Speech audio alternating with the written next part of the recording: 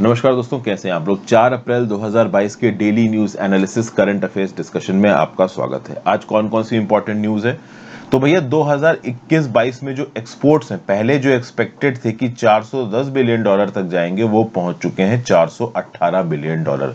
2020-21 के कंपैरिजन में ये लगभग 43% ज्यादा है और प्री पैंडेमिक टाइम यानी 2019-20 के कंपैरिजन में ये लगभग 33.33% ज्यादा है। इस पर्टिकुलर न्यूज को देखेंगे। फिर अदानी जो इंपोर्टेड कोल बेच रहा है हमारे राज्य की सरकार के पावर प्लांट्स को या फिर गवर्नमेंट ओन पावर प्लांट्स को, उसमें से 2 बिड्स अभी कैंसिल हुई है। आंध्र प्रदेश ने बिड्स कैंसिल हुई है। वो बोल रहे हैं कि भाई ये जो कोल बेचा जा रहा है बड़ा महंगा है, तो इसके बारे में देखेंगे। फिर तृणमूल कांग्रेस के राज्यसभा के एमपीज ने राज्यसभा के अंदर एक वुमेन रिजर्वेशन बिल यहां पे लागू किया है। जो ग्लोबल जेंडर गैप रिपोर्ट है उसमें इंडिया की रैंकिंग नीचे गिरी है। तो ये बताया जा रहा है कि भाई ये इसलिए गिरी है क्योंकि इंडिया के अंदर जो नंबर ऑफ मिनिस्टर्स हैं, एमएलएज हैं, एमपीज हैं, वो वुमेन जो मिनिस्टर्स, एमपीज, एमएलएज हैं वो कम है कंपैरेटिवली बाहर के कंट्रीज के। इस पर्टिकुलर न्यूज को देखेंगे। तालिबान ने पॉपी प्रोडक्शन के ऊपर, ओपियम प्रोडक्शन के ऊपर बैन लगाया, इसके बारे में बात करेंगे। फिर जो लोग डायबिटीज मेडिकेशन ले रहे हैं, स्पेसिफिक प्रकार की डायबिटीज मेडिकेशन ले रहे हैं, उनके जेनिटल एरिया में एक इन्फेक्शन के केसेस निकल के आ रहे हैं। तो अगर आपको डायबिटीज है और आप डायबिटीज में एक स्पेसिफिक प्रकार की दवाई लेते हो तो उससे आपके जेनिटल एरिया के आसपास के इलाके में इन्फेक्शन हो सकता है। ऐसी एडवाइजरी इशू हुई है इंडिया के अंदर और यूएस के अंदर भी इस प्रकार के केसेस देखने को मिले हैं। फिर भाई भारत बायोटेक डब्ल्यूएचओ, देखिए डब्ल्यूएचओ भारत बायोटेक से कोवैक्सीन वैक्सीन लेता था और दुनिया भर में बेचता था। अभी के लिए डब्ल्यूएचओ ने भारत बायोटेक से कोवैक्सीन वैक्सीन लेना बंद कर दिया है। क्यों? क्योंकि गुड मैन्युफैक्चरिंग प्रैक्टिसेस में कुछ डेफिशिएंसीज हैं। तो भारत बायोटेक की तरफ से यहाँ पे स्टेटमेंट आया कि भाई हम ये डेफिशिएंसीज हटाएंगे। ये जो डब्ल्यूएचओ ने हमारी वैक्सीन लेना बंद किया, इसको फिर से शुरू करवाएंगे। इसके बारे में बात करेंगे। फिर एक शहर है यूक्रेन का जो कि रशिया के कब्जे के अंदर चला गया था, उसको वापस यूक्रेन ने अपने कब्जे में लिया। अब जब वापस यूक्रेन ने अपने कब्जे में लिया तो ये बताया जा रहा है कि रशिया ने वहां पे मैस मैसेक्रे किया है सिविलियंस का। बहुत सारे सिविलियंस को मार दिया है, उनकी ग्रेव्स बना दी हैं और ओवरऑल इसलिए यूक्रेन डिमांड कर रहा है कि रशिया के ऊपर और तगड़े सैंक्शंस लगाए जाएं। तो ये सब न्यूज हम लोग यहाँ पे डिस्कस करेंगे। वर्ड ऑफ द डे देख ले, प्रीपोस्टरस। क्या मतलब होता है इसका? निरर्थक, absurd, foolish, ridiculous, completely contrary to nature. मतलब एक फुलिश सा स्टेटमेंट दे दिया, एक अजीब सा स्टेटमेंट दे दिया, रिडिकुलस, किसी मतलब नहीं, बस फालतू का कोई स्टेटमेंट दे, इसको बोला जाएगा प्रीपोस्टरस। ठीक है भाई, आगे बढ़ने से पहले वीडियो पे लाइक का बटन दोस्तों, चैनल को अब तक शेयर और सब्सक्राइब नहीं किया कर लीजिए, इंस्टाग्राम पे फॉलो कर लीजिए, टेलीग्राम ग्रुप ज्वाइन कर लीजिए। टेलीग्राम ग्रुप पे आपको इस पर्टिकुलर लेक्चर की पीडीएफ मिल जाएगी। If possible for you friends, please the join button, that is specifically very very helpful. चलिए, 2021-22 exports jump 33.33% from Covid level to 418 billion dollars. तो भैया 2021-22 में जो इंडिया के एक्सपोर्ट है 418 बिलियन डॉलर पहुंच चुके हैं। अगर आप देखो तो कोविड ईयर 2020-21 के कंपैरिजन में आप देख लीजिए, यहां पे लगभग 43% का इंक्रीज है। 125 बिलियन डॉलर्स का ज्यादा एक्सपोर्ट हुआ है। ओके, ये जो मार्च का महीना है 2021-22 का, इसमें 40.38 बिलियन डॉलर्स का एक्सपोर्ट हुआ है। और 2019-20 जो कि प्री पैंडेमिक ईयर था, कोरोना से पहले का काल था, इस साल के कंपैरिजन में 2021-22 में 33.33% एक्सपोर्ट ज्यादा हुआ है। ठीक है भाई। और मिनिस्टर जो हमारे हैं, commerce and industry minister Piyush Goyal साहब, उनका ये बोलना है कि भाई वैसे तो हमारा टारगेट ये था कि हम साल में 400 बिलियन डॉलर से ज्यादा एक्सपोर्ट करें, लेकिन ये टारगेट 21 मार्च को ही पूरा हो गया था। एक्चुअली में हमने 400 बिलियन डॉलर को भी 5% क्रॉस कर दिया, मतलब to be precise 418 billion dollar के एक्सपोर्ट यहाँ पे किए हैं। अच्छा, इंपोर्ट्स कितने किए? तो पूरे साल का डाटा इंपोर्ट का भी अवेलेबल नहीं है। टोटल मर्चेंडाइज इंपोर्ट हुए हैं फरवरी 2022 तक 550 बिलियन डॉलर के। टोटल डेफिसिट कितनी है यहाँ पे? 175.75 बिलियन डॉलर की। अगर आप कहो तो गुड्स इंपोर्ट जो 2020-21 में हुए थे वो थे 393.6 बिलियन डॉलर। तो 31 मार्च तक के इंपोर्ट्स नहीं है, लेकिन फरवरी 2022 तक के 550 बिलियन डॉलर की गुड्स इंडिया इंपोर्ट कर चुका है। अभी कुछ दिनों में, 10-15 दिनों में, एक महीने में ओवरऑल टोटल पूरे साल में, पूरे फाइनेंशियल ईयर में कितना इंपोर्ट हुआ है उसका डाटा आ जाएगा। बहरहाल यहाँ पे एक्सपोर्ट पे फोकस करते हैं। एक्सपोर्ट में हमने कौन सी चीजें ज्यादा एक्सपोर्ट की हैं? तो इंजीनियरिंग गुड्स ज्यादा एक्सपोर्ट किए, एग्रीकल्चर प्रोडक्ट्स ज्यादा एक्सपोर्ट किए। अगर आप देखो तो इंजीनियरिंग गुड्स एक्सपोर्ट किए हमने 116 बिलियन डॉलर, पिछले साल से 46% ज्यादा।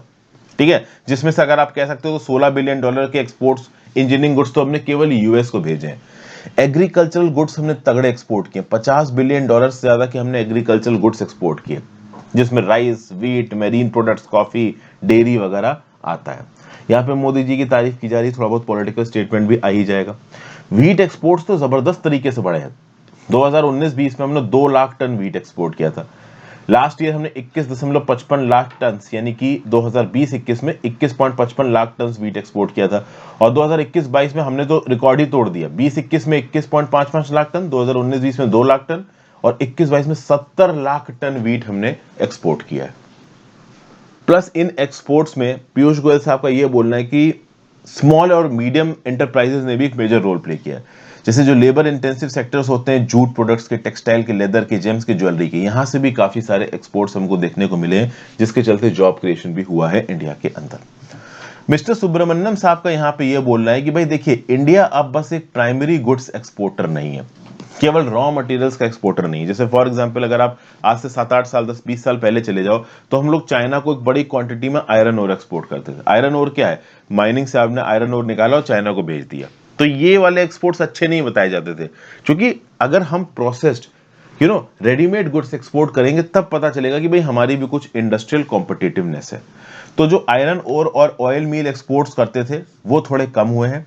प्रोसेस्ड प्रोडक्ट्स के एक्सपोर्ट ज्यादा हुए हैं। जैसे जो टेक्सटाइल सेक्टर का एक्सपोर्ट है वो $35 बिलियन, जिसमें से रॉ कॉटन का एक्सपोर्ट केवल $3 बिलियन है। मतलब $32 बिलियन के हमने लगभग रेडीमेड कपड़े या फिर आप कह लो इस तरीके का सामान, गारमेंट बाहर भेज रखा है। उसी हिसाब से देखो तो हम इलेक्ट्रॉनिक्स बहुत हद तक हमने एक्सपोर्ट किया। हम बहुत ज्यादा इलेक्ट्रॉनिक्स को इंपोर्ट करते थे, लेकिन इस बार अगर आप देखोगे तो इंडिया ने $6 बिलियन के मोबाइल फोन्स इंडिया के बाहर एक्सपोर्ट किए, क्योंकि पिछले साल में इलेक्ट्रॉनिक सेक्टर का एक्सपोर्ट $11 बिलियन था 20-21 में। 21-22 में ये हो चुका है $15.58 बिलियन।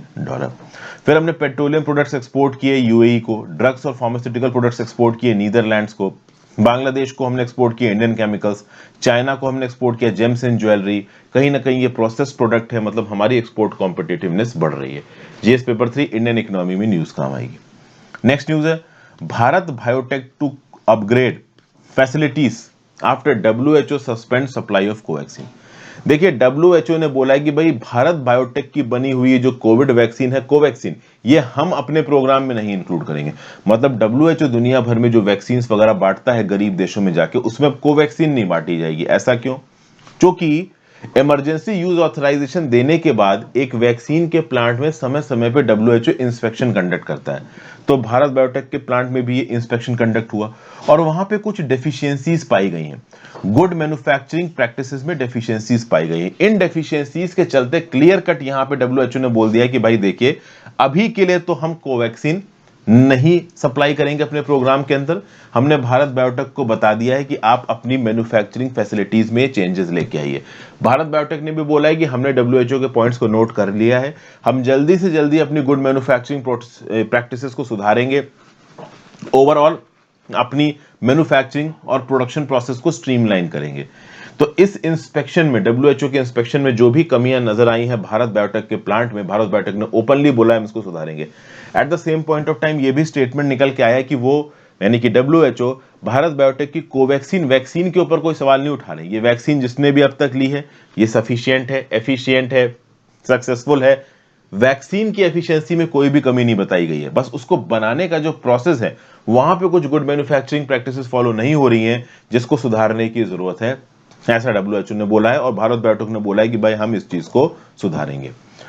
भारत बायोटेक की तरफ से स्टेटमेंट आया कि जिन मिलियंस लोगों ने कोवैक्सीन ली है उनके वैक्सीन सर्टिफिकेट्स अभी भी वैलिड हैं, आगे भी वैलिड रहेंगे। हम जल्दी से जल्दी अपनी मैन्युफैक्चरिंग और गुड मैन्युफैक्चरिंग प्रैक्टिसेस को और एफिशिएंट कर लेंगे, जैसा कि हमने WHO के द्वारा हमें बताया गया।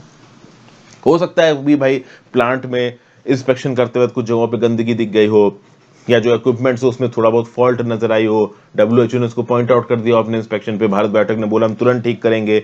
ठीक करने के बाद भारत बायोटेक फिर से WHO से बोलेगा कि आके चेक करो, WHO आके चेक करेगा और चीजें यहाँ पे सॉर्ट आउट हो जाएंगी। ठीक है, ये सब बातें ओवरऑल यहाँ पे निकल के आ रही हैं। अगर आप देखो तो भारत बायोटेक ने कोवैक्सीन को दुनिया भर में सप्लाई किया है, इंडिया में तो इससे कहीं ना कहीं इम्यूनाइजेशन हुआ ही है। तो भारत बायोटेक के लिए अपनी वैक्सीन के रिस्पेक्ट में जो अपनी इमेज है मार्केट में उसको अच्छा करना है, इसलिए यहाँ पे ओवरऑल जल्दी से जल्दी भारत बायोटेक अपनी डेफिशिएंसीज को दूर करने की कोशिश करेगा। GS-2 हेल्थ में न्यूज आपको काम आएगी। तीसरी न्यूज है, आंध्र प्रदेश ने अदानी की बिड्स जो थी कोल सप्लाई करने की, इसको कैंसिल कर दिया। आंध्र प्रदेश के अंदर बहुत सारे पावर प्लांट्स है, कोल के पावर प्लांट्स। इन कोल के पावर प्लांट्स को कोयले की जरूरत पड़ती है। अब ये कोयले कुछ बीच के ट्रेडर सप्लाई करते हैं। मैन्युफैक्चरर, देखो कोयले का कोई मैन्युफैक्चरर तो होता नहीं है, कोयला माइनिंग से निकलता है। और जब भी हम लोग कोयला खरीदते हैं या तो दो सोर्सेस से कोयला खरीदा जाएगा, जो इंडिया के अंदर बना हुआ कोयला है वो खरीदो, या इंडिया के बाहर पैदा हुए कोयला को इंडिया के इंपोर्ट करो। अब जैसे मान लो इंडिया के जो साउदर्न स्टेट है, आंध्र प्रदेश या कोई भी स्टेट है, उसको कोयला खरीदा है बाहर से, मतलब देश के बाहर से, तो यहां पे वो टेंडर निकालेगा। उन टेंडर के लिए बिड्स लगेंगी। बिड्स में फ्लोटिंग देते हैं, मतलब बिड्स में अपना आप कह लो सबमिशन करते हैं अदानी इंटरप्राइजेज जैसी कंपनी, अग्रवाल कोल जैसी कंपनीज, और ये बोलती हैं कि ठीक है भाई हम फॉरेन मार्केट से आपको कोयला लाके देंगे। और ये कंपनीज इन दे टर्म इन्होंने फॉरेन मार्केट्स में माइनिंग कह लीजिए वो एरियाज खरीद रखे हैं। जैसे आपने सुना होगा कि ईस्टर्न ऑस्ट्रेलियन कोस्ट पे अदानी एक बहुत बड़ा कोल माइनिंग प्लांट चला रही है, कोल माइनिंग ऑपरेशन चला रही है। तो अदानी, अग्रवाल, ऐसी बहुत सारी कंपनियों ने दुनिया भर की कंट्रीज में अलग अलग जगहों पे कोल माइंस खरीद रखी है, वहां से कोयला पैदा करते हैं और दुनिया भर में उसको एक्सपोर्ट करते हैं। बहुत सारा कोयला इंडिया भी इंपोर्ट करता है। तो आंध्र प्रदेश जो स्टेट है, इसके पावर प्लांट्स के लिए आंध्र प्रदेश ने बोला भाई हम कोयला इंपोर्ट करेंगे। इन्होंने टेंडर फ्लोट किए। टेंडर में क्या हुआ कि अदानी ने बिड डाली, अदानी को बिड मिल गई, लेकिन बाद में इस बिड को, इस टेंडर को आंध्र प्रदेश की सरकार ने कैंसिल कर दिया। आंध्र प्रदेश की सरकार ने बोला कि भैया बहुत जरूरत से ज्यादा महंगा कोयला तुम बेच रहे हो, हम कोयला तुमसे नहीं खरीदेंगे। बात यह है कि ये जो सरकारी आप कह लीजिए पावर प्लांट्स है स्टेट गवर्नमेंट के, इनके ऊपर उधार बहुत है। Financial woes of state government owned डेप्ट लेडन पावर डिस्ट्रीब्यूटर्स, ये पावर जनरेटर्स को इनको $15 बिलियन का उधार देना है, समझ गए। तो आप ये कह सकते हो कि भाई अगर आप महंगे कोयले से बिजली बनाओगे तो बिजली भी महंगी होगी, और बिजली महंगी अगर होगी तो ओवरऑल ये बिजली का प्रोडक्शन आपके लिए थोड़ा सा अनकॉम्पिटिटिव हो जाएगा। अब एक्चुअली में कोयल के दाम पिछले 2-3 महीनों में बहुत ज्यादा बढ़े हैं। अगर आप देखो तो इंडिया का लार्जेस्ट कोल ट्रेडर कौन है? अदानी है। 5 लाख टन जो साउथ अफ्रीकन कोल है वो प्रति टन अदानी 40,000 रुपए में बेचा था, $526 पे लगभग, ठीक है ना। और दूसरा 7,50,000 टन जर्मनी में यही कोयला बेच रहा था 17,400 रुपए प्रति टन का, मतलब $230 प्रति टन। तो मतलब पिछले 2 महीनों में कोयले की कीमत जबरदस्त बढ़ी है। साउथ अफ्रीकन कोल के दाम जनवरी में $176 पर टन पे थे, और मार्च में रशिया यूक्रेन वॉर के समय पे पहुंच गए $441.65 पर टन। तो मतलब आप देख सकते हो कि जनवरी से लेके मार्च के बीच में इंटरनेशनल कोयले के दाम बहुत तेजी से बढ़े हैं। चूंकि ये दाम बहुत तेजी से बढ़े हैं तो दुनिया भर में कोयला महंगा बिक रहा है। $150 के लगभग का कोयला जो जनवरी में था वो मार्च आते आते $450 पर टन का हो गया, 3 गुना उनके दाम बढ़ गए। अब कोयले के बिड तो यहां पे अदानी दे दिए और टेंडर अलॉट भी हो गया अदानी को। बाद में जो पावर प्रोड्यूसर से उनको पता चला कि यार ये कोयला हमने ले लिया तो महंगा पड़ेगा, तो आंध्र प्रदेश की सरकार ने ये बिड ही कैंसिल कर दी, टेंडर ही कैंसिल कर दिया। क्यों कैंसिल कर दिया? क्योंकि ऑब्वियस सी बात है कोयला उनको महंगा पड़ रहा है और उनको लग रहा है कि अगर ये कोयला खरीदेंगे तो भाई बड़ी महंगी पड़ेगी इलेक्ट्रिसिटी। तो फिर अगर अदानी से नहीं खरीदेंगे तो कहां से खरीदेंगे? तो मोस्ट प्रॉब्ली ये जो इंडिया के अंदर कोल इंडिया लिमिटेड इससे खरीदेंगे। वैसे भी अक्टूबर, नवंबर, दिसंबर के समय पे और अभी पिछले 2-3 महीनों में कोयले की काफी कमी देखी गई हमारे देश के अलग अलग पॉकेट्स में। इसलिए नॉन पावर सेक्टर से हटा के कोयले को पावर सेक्टर में रिडायरेक्ट किया गया सरकार के द्वारा, ताकि इलेक्ट्रिसिटी प्रोडक्शन में कोई भी कमी ना आए। आंध्र प्रदेश की बात की जाए तो मार्च के आखिरी 3 दिनों में आंध्र प्रदेश में 7% की इलेक्ट्रिसिटी डेफिसिट देखी गई, मतलब इलेक्ट्रिसिटी में 7% की कमी देखी गई। इसलिए बोला गया कि भाई अर्जेंट प्रोक्योरमेंट करो 1 लाख टन इंपोर्टेड कोल्स का। अगर आप देखो तो आने वाले कुछ महीनों में इंडिया की सरकारी ओन जो यूटिलिटीज हैं वो 26 लाख टन कोयला इंपोर्ट कर सकते हैं, क्योंकि गर्मियां आने वाली हैं और गर्मियों में पावर डिमांड बढ़ जाती है एसी वगैरह चलाने के लिए। जो महाराष्ट्र स्टेट है इसने एक टेंडर निकाला है 2 मिलियन टन कोल खरीदने का। तमिलनाडु में टेंडर निकल सकता है 4,80,000 टन कोयला खरीदने का। जो एनटीपीसी लिमिटेड है इसने 1.25 मिलियन टन ऑफ कोल खरीदने का टेंडर निकाला है। यह टेंडर डोमेस्टिक मार्केट से भी पूरा किया जा सकता है, इंटरनेशनल मार्केट से भी पूरा किया जा सकता है, जहां से सस्ता मिले। और इंटरनेशनल मार्केट में इस समय पे कोल के दाम बहुत ज्यादा चल रहे हैं, जीएस पेपर 2 गवर्नमेंट पॉलिसीज और इंटरवेंशन में न्यूज काम आएगी। फिर अगली न्यूज है कि भाई तृणमूल कांग्रेस ने एक बिल इंट्रोड्यूस किया है राज्यसभा में, women reservation bill. Trinamool Congress का यह बोलना है कि भाई इंडिया के अंदर ये जो पार्लियामेंट है, आपका मेंबर ऑफ लेजिस्लेटिव असेंबलीज जो होते हैं, एमएलएज होते हैं, स्टेट की लेजिस्लेटिव असेंबली होती हैं, जो वुमेन की मिनिस्टर्स हैं, इन सब में कहीं ना कहीं रिजर्वेशन होना चाहिए। Women reservation bill Deve Gowda government के द्वारा लाया गया था 1996 में लोकसभा में, फिर 1988 में, 1999 में और 2008 में वुमेन रिजर्वेशन बिल लाया जा चुका है। एटलीस्ट कोशिश की गई थी। 2008 में बिल लाया गया था राज्यसभा में, स्टैंडिंग कमेटी के पास गया, अपर हाउस मतलब राज्यसभा में 2010 में पास हुआ, फिर लोकसभा के पास गया और लोकसभा में ये 2014 में लैप्स कर गया। तृणमूल कांग्रेस के जो फ्लोर लीडर है डेरेक ओब्रायन राज्यसभा में, इन्होंने क्या बोला कि भाई अंडर रूल्स 168 हम ये मोशन इंट्रोड्यूस करते हैं कि भाई वुमेन को रिजर्वेशन दिया जाए इंडियन पार्लियामेंट में। अगर आप इंडिया की रैंकिंग देखो वर्ल्ड इकोनॉमिक फोरम के ग्लोबल जेंडर गैप रिपोर्ट 2021 में, तो 156 कंट्री में हमारा नंबर आता है 140। हम 28 प्लेसेस पीछे चले गए। इससे पहले वाली रैंकिंग में हम 112 पे थे, फिर हम 140 पे पहुंच गए। क्यों? क्योंकि नंबर ऑफ जो वुमेन रिप्रेजेंटेटेड है हमारी, आप कह लो लोकसभा, राज्यसभा और लेजिस्लेटिव असेंबली जैसी बॉडीज में, वो बहुत कम है। अगर देखा जाए तो वुमेन मिनिस्टर्स कितनी है इंडिया के अंदर, तो 2019 में 23% मिनिस्टर्स वुमेन थी। 2021 में नंबर 9%, 9.1% हो गया। अभी के लिए इंडिया भर में 14% वुमेन मिनिस्टर्स, मतलब टोटल मिनिस्टर्स में से 14% मिनिस्टर्स वुमेन है। जो मोदी जी की सेकंड कैबिनेट निकल के आई है, यहाँ पे 11 वुमेन मिनिस्टर्स हैं, जो कि पिछले 17 साल में सबसे ज्यादा है। लेकिन अगर यूपी की बात करो तो वहां पे उतना अच्छा नहीं है। यूपी में जो रिसेंटली योगी आदित्यनाथ जी की कैबिनेट बनी है, उसमें 52 मंत्री, जिसमें से 5 वुमेन है। अगर आप देखो तो तृणमूल कांग्रेस बोल रहा है कि वुमेन एम्पावरमेंट में वो काफी आगे बढ़ चुके हैं। जो पूरे देश की एक अकेली वुमेन चीफ मिनिस्टर है वो ममता दीदी है, तृणमूल कांग्रेस की हैं।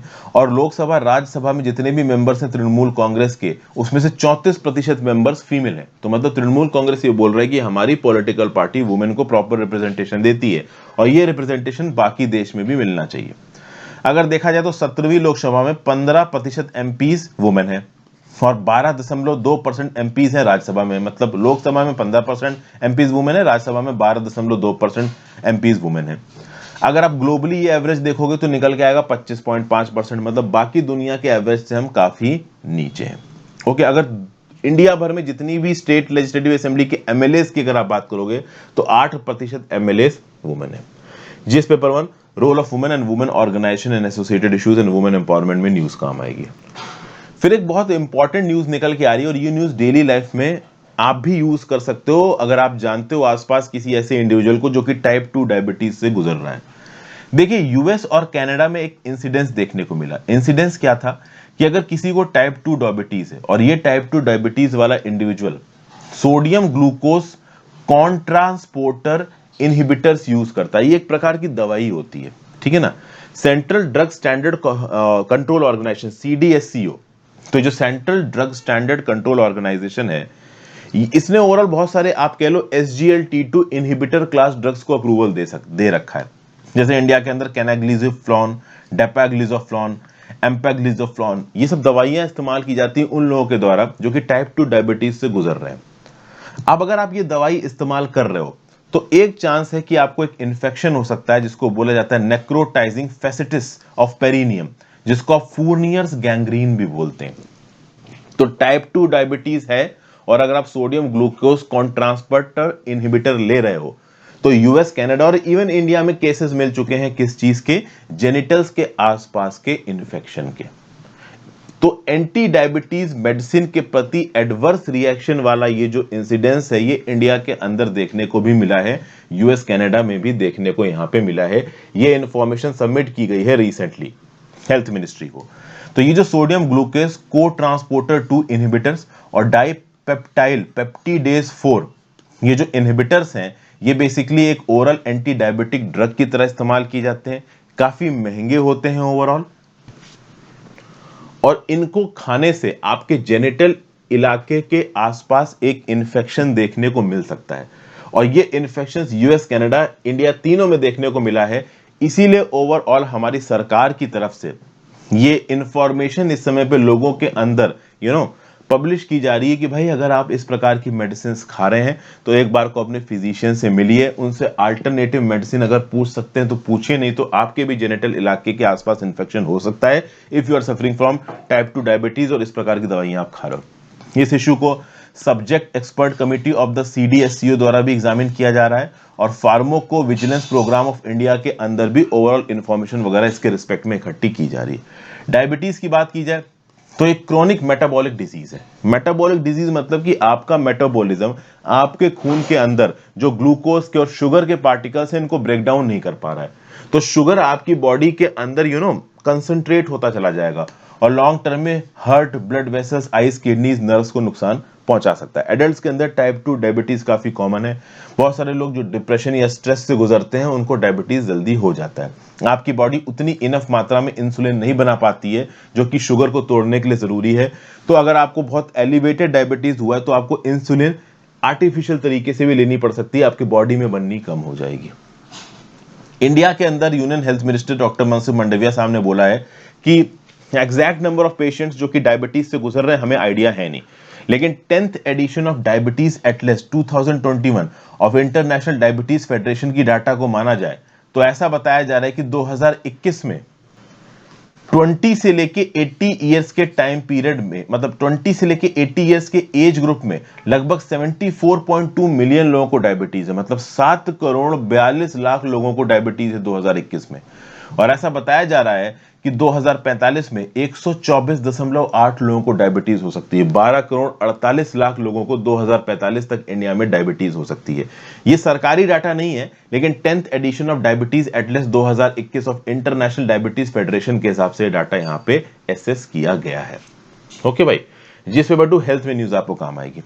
अगली न्यूज है Ukraine demands new sanctions over Russia.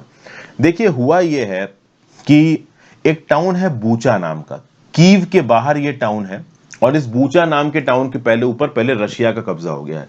अब रशिया को हटा के यूक्रेनियन फोर्सेस ने वापस इस टाइम को ओवरटेक कर लिया है। आप कह सकते हो 37 किलोमीटर दूर है ये कीव कैपिटल से टाउन बूचा। अब जब बूचा में यूक्रेनियन फोर्सेस पहुंची तो अब इनको पता चला कि 300 रेजिडेंट्स ऑफ बूचा को रशियन फोर्सेस ने मार दिया और उनकी लाशें बिल्कुल आप कह लो जमीन पे ओपन में पड़ी हुई हैं। लाशों को अभी के लिए गैदर किया जा रहा है, और लोग हो सकता है यहां पे मरे हों, एग्जैक्ट नंबर पता करने में समय लगेगा। रशिया ने जब बोला, रशिया से जब पूछा गया तो रशिया ने बोला हमने किसी भी प्रकार का कोई मैसेकर नहीं किया है, लेकिन यूक्रेन बोल रहा है कि सड़कों के ऊपर लाशें पड़ी हैं बूचा के अंदर। ओवरऑल यूक्रेन ने यह भी बोला है कि इंटरनेशनल क्रिमिनल कोर्ट की टीम बूचा के अंदर आए, ओवरऑल ग्राउंड लेवल पे देखें यहां पे क्या हो रहा है और खुद आप समझ लीजिए कि यहां पे रशिया क्या कर रहा है। इसलिए पूरी इंटरनेशनल कम्युनिटी को हम ये गुहार लगाते हैं कि रशिया के ऊपर इंटेंस सैंक्शंस लगाइए। इन्होंने यूक्रेन के अंदर एक मास जेनोसाइड किया है। इस प्रकार की बात ओवरऑल यूक्रेन से निकल के आ रही है। इसको इंटरनेशनल क्रिमिनल कोर्ट के लोग वेरीफाई करेंगे। लेट्स सी और क्या पिक्चर बाहर निकल के आती है। जीएस पेपर 2 इंटरनेशनल रिलेशंस में न्यूज आपको काम आएगी। So thank you for watching friends. ज्यादा से ज्यादा लोगों के साथ लेक्चर को शेयर करना, इंस्टाग्राम पे फॉलो कर लीजिए, टेलीग्राम ग्रुप ज्वाइन कर लीजिए। दोनों ही चीजों का लिंक नीचे डिस्क्रिप्शन बॉक्स में दिया हुआ है। आई होप आपको लेक्चर्स में मजा आ रहा है। Good bye.